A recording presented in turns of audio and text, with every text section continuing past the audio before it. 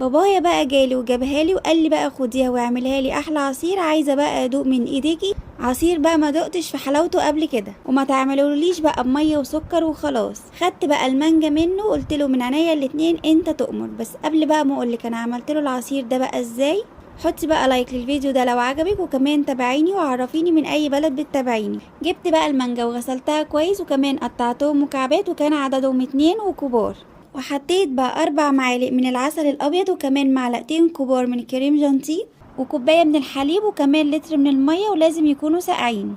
وضربته بقى كويس جدا في الخلاط وقدمت له بقى العصير ده في كاسات من النيش، ما هو الغالي لازم يتجاب له الغالي اللي زيه. ولو بقى العصير ده مش ساقع ممكن تحطيه في التلاجة شويه لحد ما يسقع، ولو مستعجله عليه ممكن يتساب في الفريزر شويه.